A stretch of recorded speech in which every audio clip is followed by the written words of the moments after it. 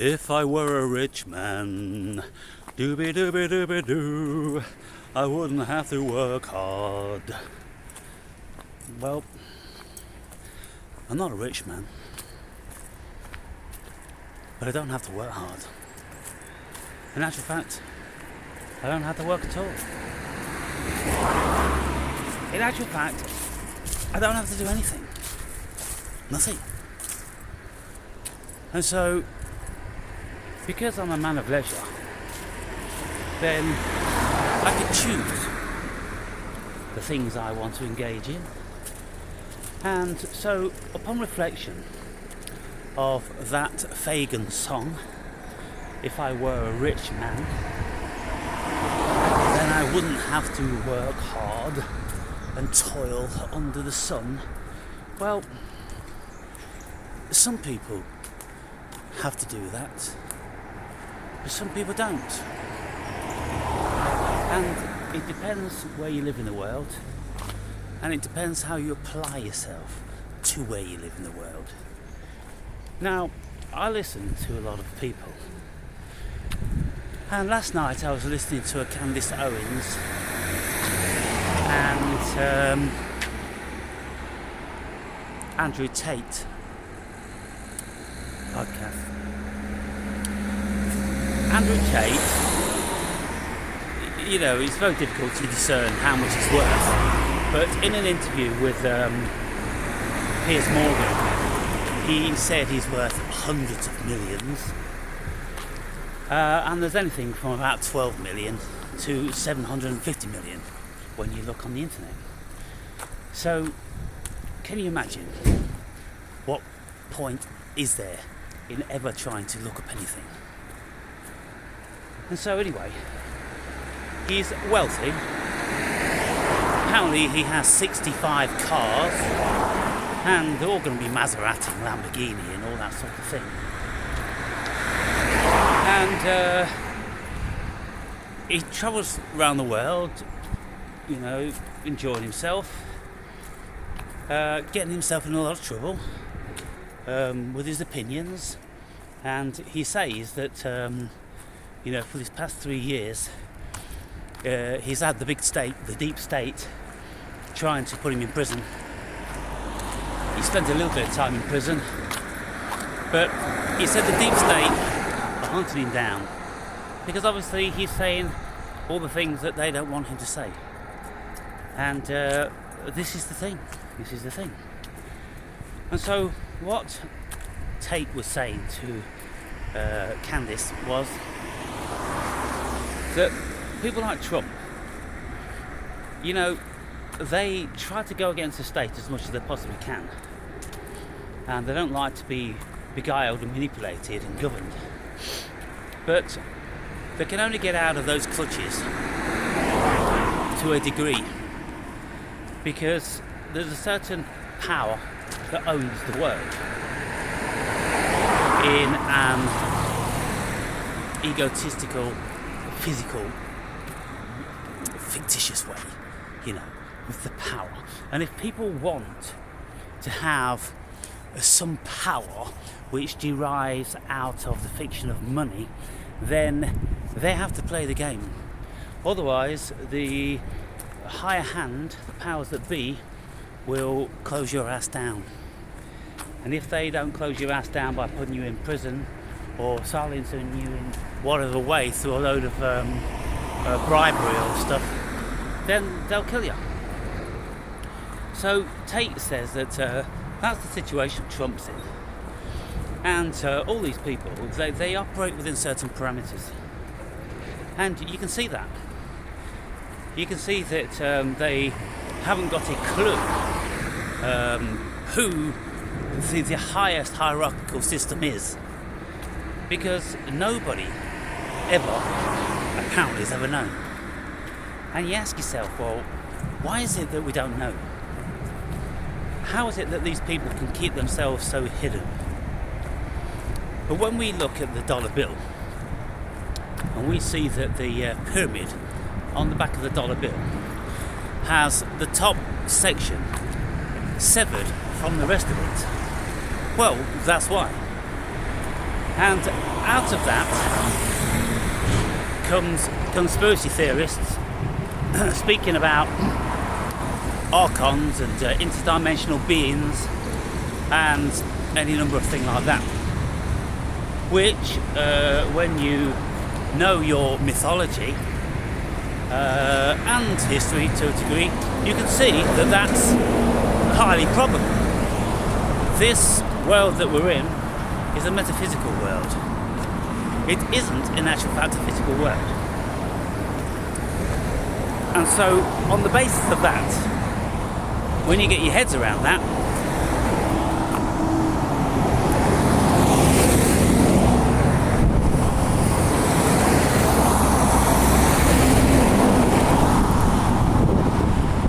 then you start to see that there's potentially a great deal of truth in that. So, rich men. Well, when we watch rich men and we see like Rogan, who's become very, very rich in recent times, Tucker Carlson, Russell Brand and Ben Shapiro and all those on the circuit, right? Rich at what cost?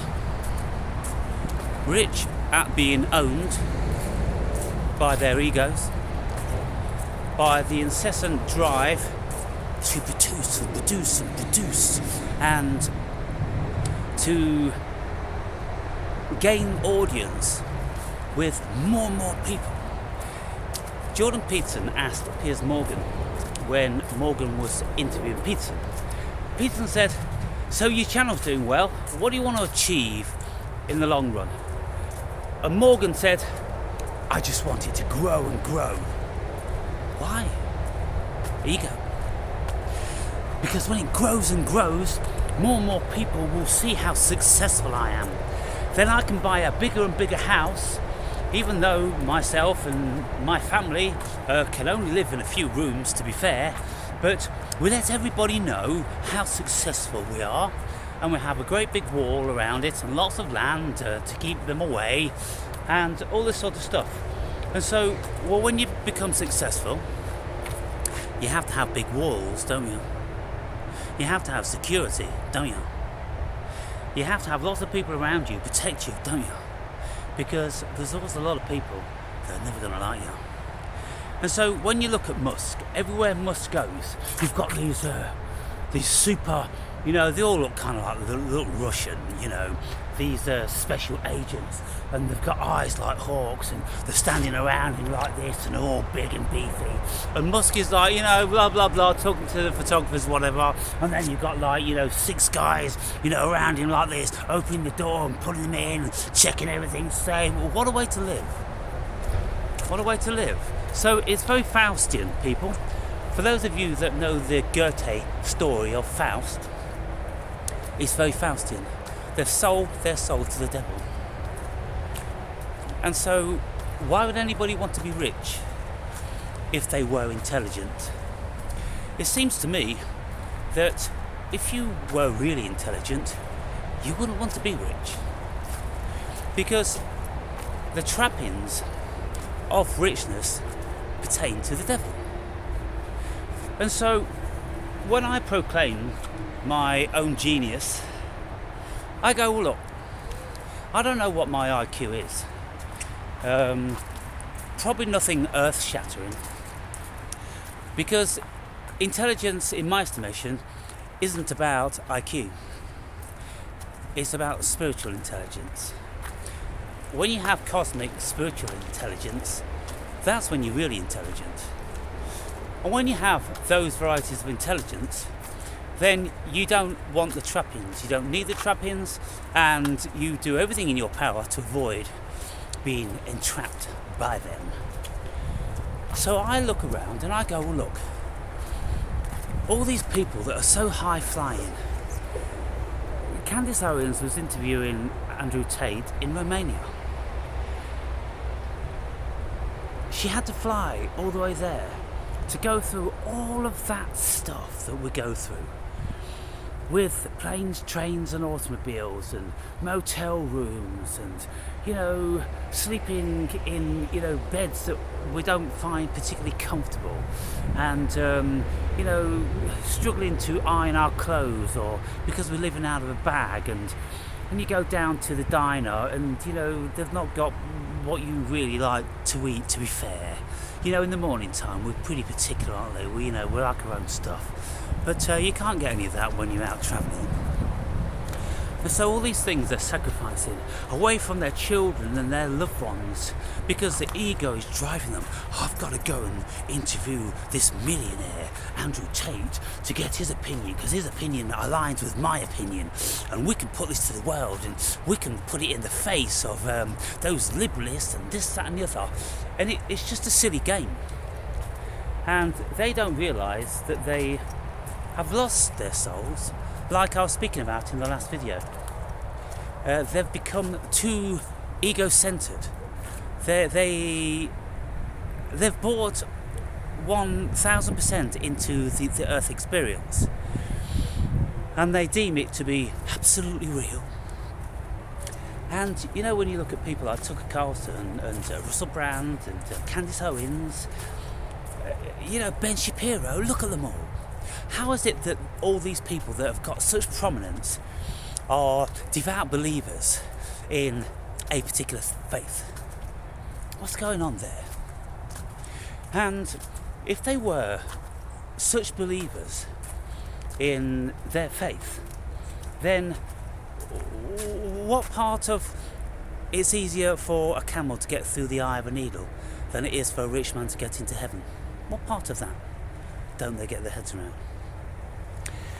And when you see these people with their obscene wealth, how many of their podcasts are given to them expressing how they want to help people, telling people that they've got new projects and the projects are for education. I mean, Andrew Tate, for instance, he said he gives away $25 million a year to charity.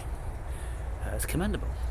And also he has set up an internet university, a bit like what Jordan Peterson has done. And so that also is commendable. But, where's Joe Rogan's? Where's Tucker Carlson's? Where's Ben Shapiro's? Where's these water pipes going in Africa? And, where's the research for malaria and all this sort of thing? And, okay, so it's not the best attribute to brag about your deeds for charity.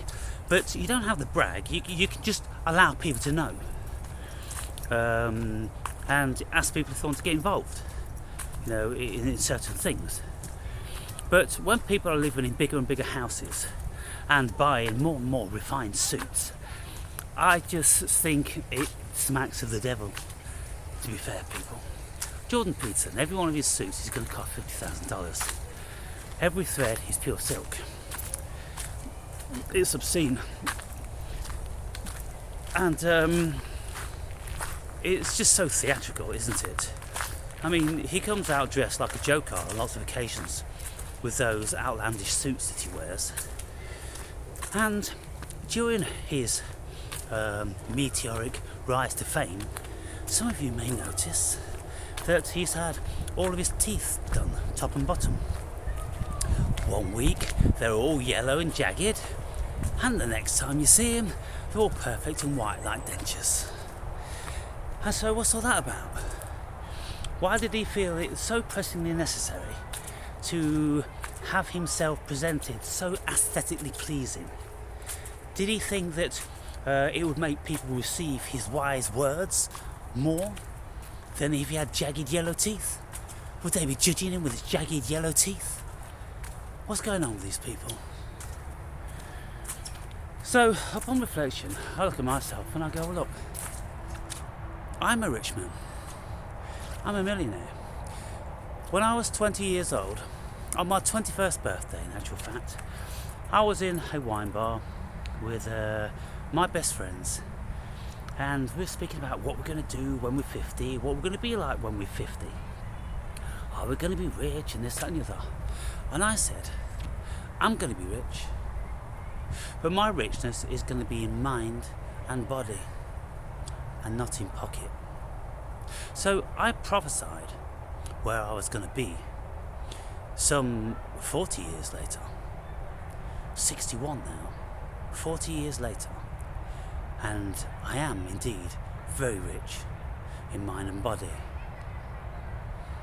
But I've worked the system to a degree whereby I want for nothing, and I will never be bothered again for as long as I live. And so, isn't that not rich? Am I not a millionaire? Can I not just stand endlessly out in the natural environment, enjoying the cool chill and the bright sun and the odd leaf falling? Because I'm telling you now, people, when you are really rich, those are the things that you realise are the most treasure. When you watch a leaf falling from a tree, dancing as it goes, and you've got the state of mind to just be in awe when that happens, that's when you know you're a billionaire. And all these people that they're in this video and that video and this talk and that talk, travelling endlessly around the world. Can you imagine what their lives are? Every single morning, getting up at the crack of dawn and taking their ablutions and then putting on the finest garments, and then getting their chauffeur to take them to this venue, and then getting everything prepared by other people, got this entourage around you. Jordan Peterson has 15 staff just catering for his everyday activity.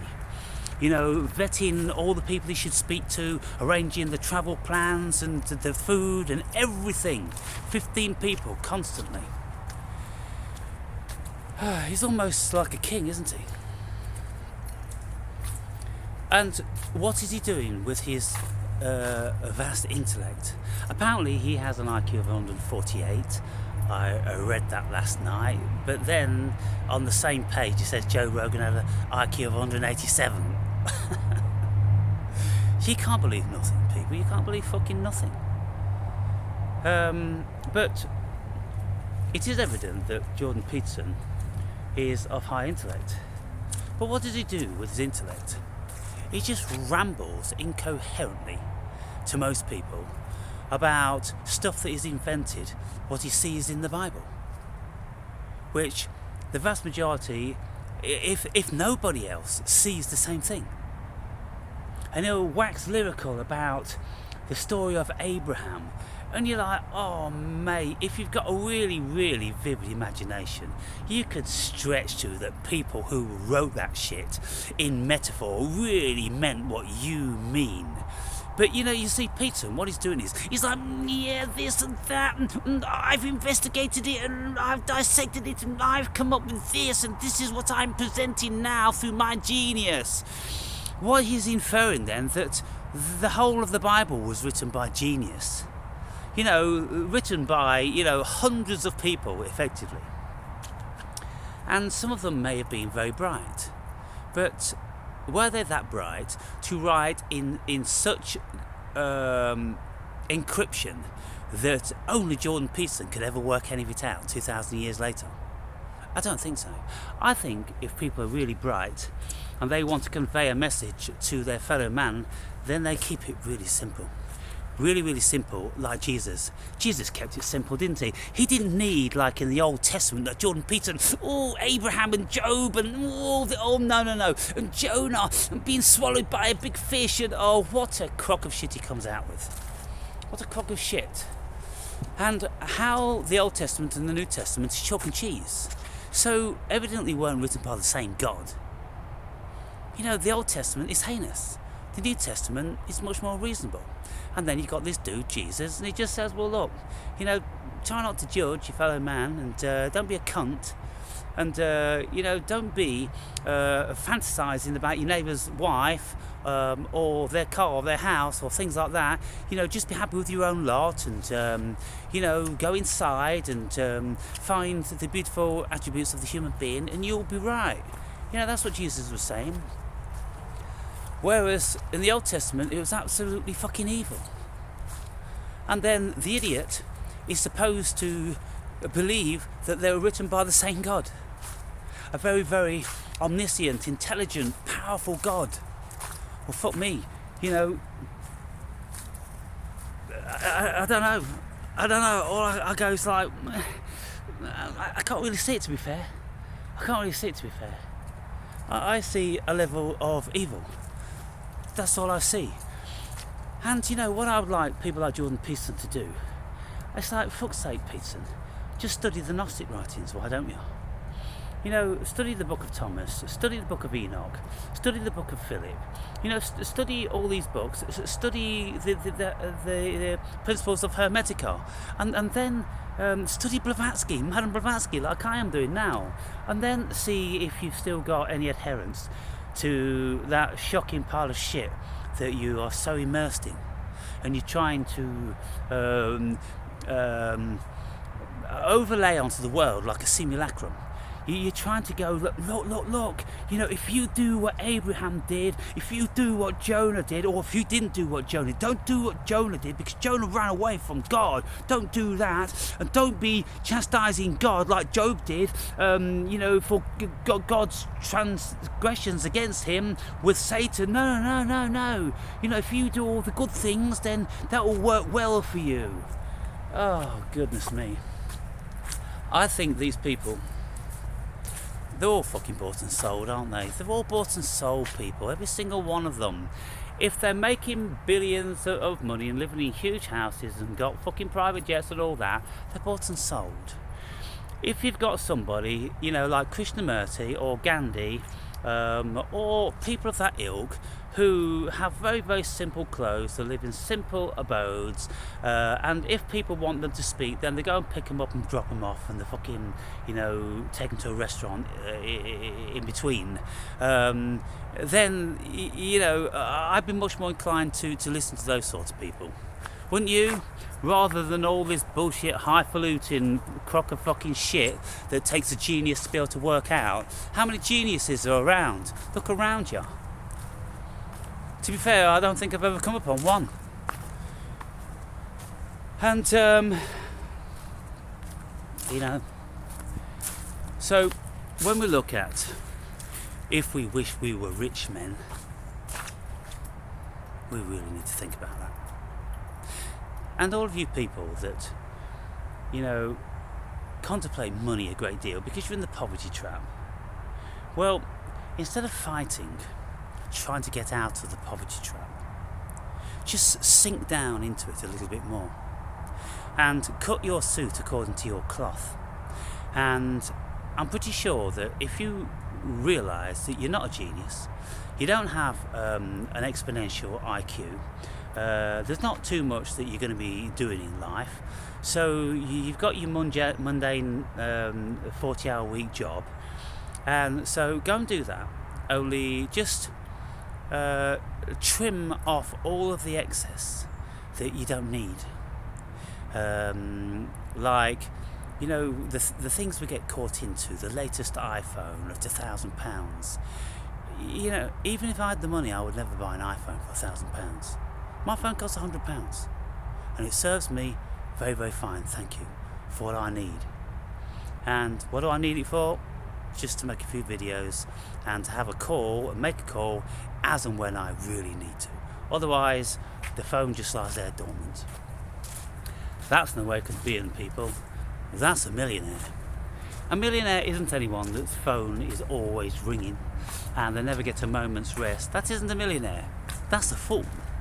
That isn't an intelligent person. That isn't a person with 150 IQ. That's a fool. That's a fool. And so, I'm just looking at all these people and just watching, just quietly, silently watching, watching, the eventuality of these people just dwindling and fading away, or maybe being cancelled or arrested, all these sorts of things. Because at the end of the day, it's like waves on an ocean. They're peak and trough. And so there's bright stars shining out there at this moment in time. But it won't be long before they all fade away. And then, let's say in 30 years' time, with all of them, I think, because they're all pretty old, when they're dead and gone, then there'll be new ones, and people will be saying something else. And will anybody remember Tucker Carlson, Joe Rogan, Jordan Peterson? What did they leave? I mean, I've read one of Peterson's books, and it's probably the most unreadable book that I've ever read. And it's not because he's a genius and I didn't understand what he was saying. It's just because he makes everything so fucking hard. Like when he's being interviewed, someone will ask him a question, and the question is, basically for the audience would like to know this about you, what you think about that. And he could say, well, okay, I get where you're coming from. The audience, want it on, kind of like plain in the delivery, so I'll just give them something, and then they can go, oh, okay, yeah, that satisfies my inquiry. But no, he goes off on one, and within 3 seconds is in the biblical corpus, talking about this fucking shite. And you watch the interview just glazing over as Peter rambles on for the next fucking half an hour. This guy's getting paid $100,000 a throw for this shit, people. What is it that's wrong with a human being? What is it that's wrong with the system? There's a billion things wrong with it, of course. Everything's fucking wrong with it. But, I listen to these people to see if I'm missing anything. I'm not missing nothing. I'm not missing anything from Carlson. I'm not missing anything from Shapiro. I'm not missing anything from Brand. I'm not missing anything from Peterson. Joe Rogan is entertaining, and I like his level of down-to-earth inquiry. He's probably the best one out there. That's why he's got the world's best podcast, because he appeals to the man in the street. He appeals to the average person. Really, lots of the stuff that he talks about with other people, lots of people wouldn't understand. But at least Rogan, he'll come at it from a base perspective. He's not getting all highfalutin and above himself, talking like Russell Brand with his fancy fucking words, every 3 seconds. It's disgusting. It really is disgusting how these people are so up themselves. So, if I were a rich man, if I were a rich man, dooby-dooby-dooby-doo, I wouldn't have to work hard. Well, as it happens, I am a rich man of a different variety. And not only do I not have to work hard, I don't have to work at all. And for as long as I live, I never will. And for the past 15 years, I haven't. And so, who's rich? Who's rich? Is Peterson rich? Is Shapiro rich? Or am I rich? Which is it? Which is it, people? I just wonder the state of their minds, And I wonder how many psychological aids they need. What are they taking? What's helping them get through? What's helping them alleviate the stress? How are their relationships with their family and friends? Do they have any real friends? I mean, because when you become a billionaire and you've left all your friends behind, then who are you mixing with? You're mixing with other billionaires, aren't you? Do you think there's any friendship in those relationships? I think it's all very superficial, don't you? So what have they done?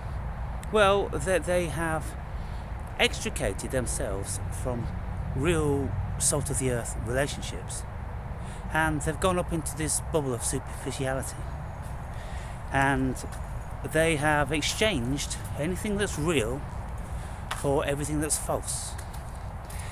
And all that they have pertains to the fiction of money which can end in an instant. It will end when the flighty human consciousness gets bored or drifts, or there's someone new and exciting which is shining brighter than they are, and then all of a sudden, nobody will be listening to Tucker Carlson anymore. And how many people are listening to these people and hanging on their every word, like Musk and Carlson and Brand and people like that, because they're rich now. What has Tucker Carlson ever said that's moved you? What has Ben Shapiro ever said? I've never been moved by any of them. I really haven't. And so it's just opiates for the masses, isn't it? That's what these people are, opiates for the masses. And the reason why they're so successful, people, is because the machine pushes them. The machine helps them, because if the machine didn't want them or need them, they wouldn't be there. That's the truth of it. And they, in their haughtiness, they'd all be thinking that they rose to the top on their own merit because of their high IQ and all the wonderful things that they say to people. But they're not, because it's the algorithms that are pushing them up there. Because the algorithms is just a robot, it's just AI, and it just looks at what people want and it feeds them what they want. Novel Harari was speaking on Lex Fridman, I believe it was, and he was saying about this AI. He says the algorithms,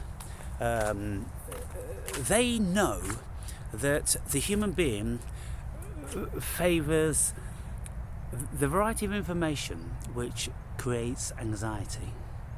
He listens to this, people. This is what Novel Harari, the very renowned global historian, he has sold 45 million books. I've read one of his books called Sapiens. It's a very good read, and I think he's a very wise intellectual. Very low on the highfalutin bullshit, but high on rationalism. And what he said with his research into AI, he said that AI feeds the anxiety facet of the human being.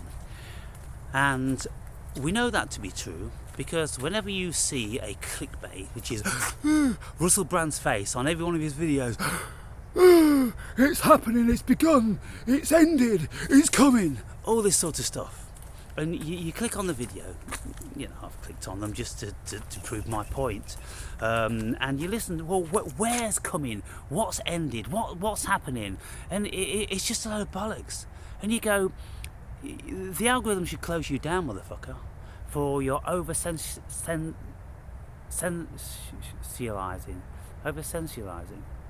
and not producing the appropriate and relevant information. But in recent times, I've been speaking to you about why I'm doing supercilious, my venomous rants, and I'm saying, well, it's because I know that's what you respond to the most. So I was looking through my analytics the other day, and I saw that those venomous rants have got the highest level of engagement. They've got the highest clicks, they've got the highest thumbs up, and they have the highest viewer retention. Why is that, people? It's because when I'm firing off, all of my, demeaning rants and everything like that, there is something within your interior which is tuned into that, and it's on red alert, and even though lots of you may not like it, you still have to listen, because that thing which you've got no control over is feeding on it, and that thing is telling your logical, rational mind, don't turn it off, just listen, and you keep listening, and it will be affecting you you'll be feeling anxious or angry, or maybe you'll be feeling, yeah, you tell them, Aaron, ha. You know, it's kind of like the devil within us all. You know, we love people to tell the motherfuckers just how it is, don't we? And do you think that this is one of the reasons why Andrew Tate is so popular? Because he's always saying, look, I've got no data on this. I don't give a fuck about data. I've been around. And so he premises everything he knows on his own experience. And that's what I do, don't I? I go, look, don't talk to me about, you know, fucking God's benevolent and this, that and the other. What do you know about God?